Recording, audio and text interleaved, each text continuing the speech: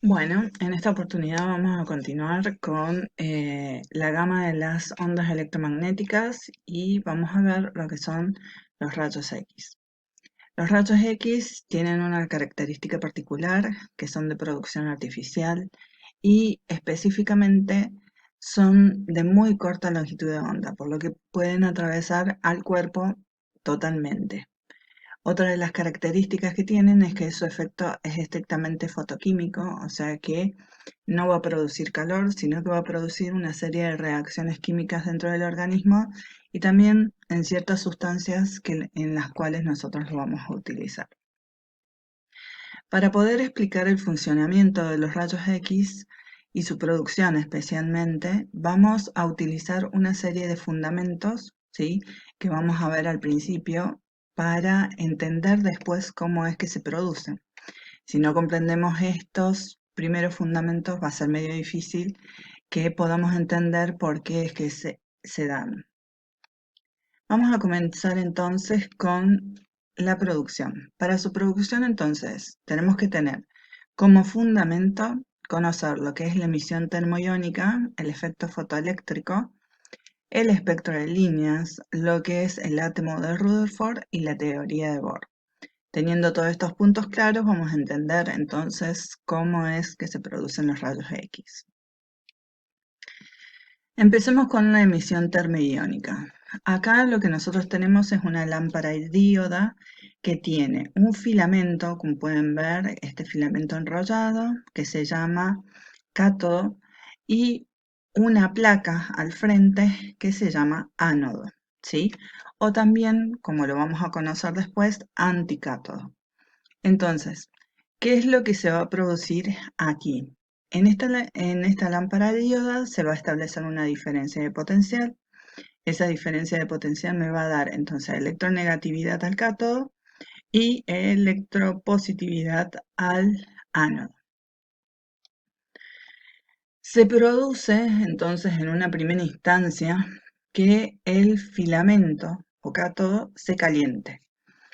Este filamento al calentarse, por eso es que se llama emisión termoiónica, provoca que los electrones que están dentro del filamento tomen la suficiente energía como para poder salir de sus órbitas y formar una pequeña nube frente al filamento, que esa primera nube se llama efecto Edison, ¿sí?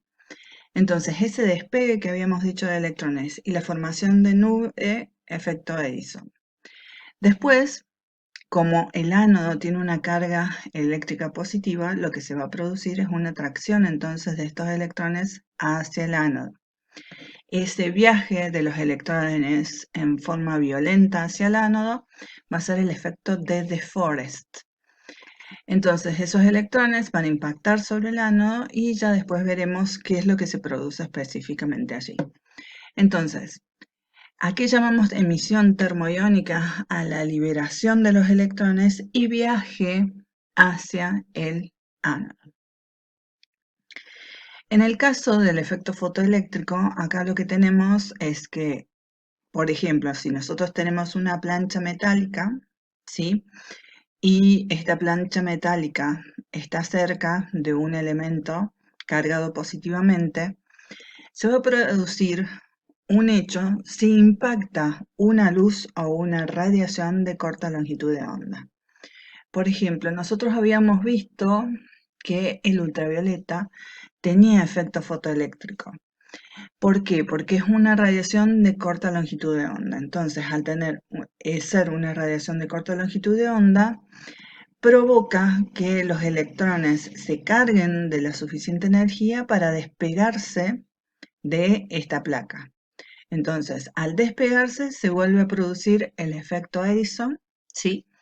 Y al tener entonces acá un ánodo, se produce el viaje de los electrones hacia este ánodo. O sea que tenemos de nuevo el efecto de De Forest. Simplificado acá, entonces acá tenemos la emisión de la luz, tenemos el cuerpo que está cargado negativamente, o sea que tiene una buena cantidad de electrones, impacta esta luz, al impactar se crea la nube de electrones y luego se da el pasaje de estos hacia el ánodo, ya que éste los atrae por su carga positiva. Entonces ahí tenemos el efecto fotoeléctrico. Sobre el espectro de líneas, nosotros vimos que cuando hacíamos pasar a través de un prisma luz, ¿sí? Esta se difractaba y me creaba lo que nosotros conocemos como espectro continuo. Acá, por ejemplo, tenemos el espectro continuo, no presenta variaciones ni cambios, ¿sí? Sino que todo lo que presenta son distintas gamas de colores, ¿sí? Pero todas una a continuación de la otra, sin ningún espacio entre ellas. Entonces, ¿cuál es la diferencia entre el espectro continuo que tenemos acá y lo que queremos explicar, que es el espectro de líneas? Dependiendo del gas que querramos atravesar con nuestra fuente de espectro continuo, ¿sí? Se va a producir lo siguiente. Si nosotros tenemos un gas específico, se nos da un espectro de líneas especial.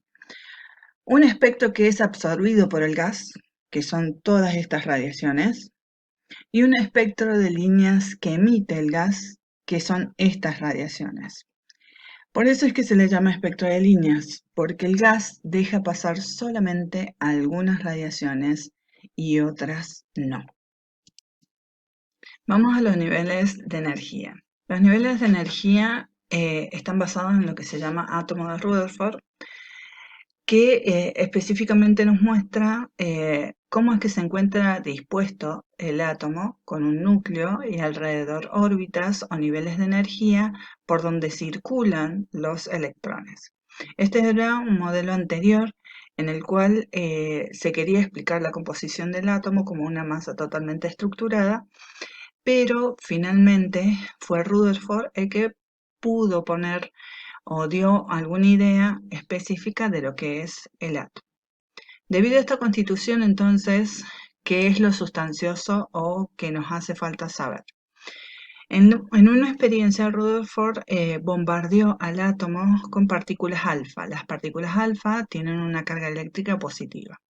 Si ustedes se fijan en esta estructura que está moldeada acá, tenemos el núcleo, que es positivo, y los electrones con carga eléctrica negativa, como ya lo conocemos.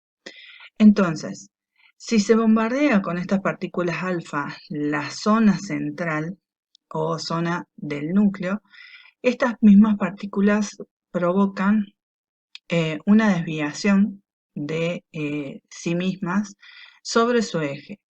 Si pasan cerca, apenas se desvían, y si pasan lejos de la zona electropositiva, no van a sufrir ninguna desviación. Entonces, esto nos va a servir para fundamentar cómo es que hacen estas radiaciones, que vamos a ver su producción a continuación, para que cuando atraviesan los medios pasen directamente o sufran desviaciones, absorciones o directamente se reflejen.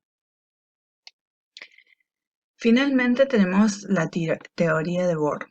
La teoría de Bohr, algo ya hemos visto cuando vimos láser.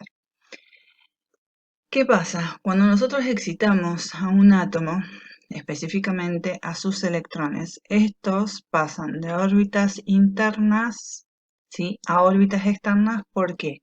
Porque tienen la suficiente energía para poder saltar de órbita. Si estos saltos son muy fuertes, pueden despegarse de sus órbitas y producir, ¿sí?, esa nube de electrones que vimos en el efecto termoiónico y en el efecto termoeléctrico. ¿Qué pasa cuando se desexcitan o cuando un electrón viene de afuera y ingresa a un átomo? Si ingresa cargado de energía, ¿sí?, porque la tiene, porque si no, no estaría suelto, no se hubiera liberado de otro átomo, puede ingresar al átomo y entrar a las órbitas más periféricas, Si ese salto se produjo entonces en las ondas periféricas, al desexcitarse por ya estar en la órbita periférica, va a emitir una radiación y esa radiación que emita va a ser de larga longitud de onda. Va a tener menor energía. Si, por ejemplo, lo hace cerca del núcleo, ¿sí? Quiere decir que su nivel de energía es mucho más importante el que va a liberar. Entonces, lo que se produce es una radiación de corta longitud de onda, o sea que está mucho más cargada de energía. ¿Cuál es la diferencia entre ambas? El electrón que tiene más energía, ¿sí? Y queda en las órbitas superficiales, necesita de esa energía, que es más grande, para poder surcar el nivel de energía en el que se ha dispuesto, porque para ese necesita realizar más recorrido. Entonces, por eso, cuando emite o se desexcita, el nivel de energía es menor, entonces produce una radiación de larga longitud de onda. En el caso de haberse acercado al núcleo, ya el nivel de energía que le hace falta para surcar esa órbita es mucho menor, porque el recorrido es menor. Entonces, al desexcitarse, emite más energía, por lo cual la radiación que emite es de larga longitud de onda.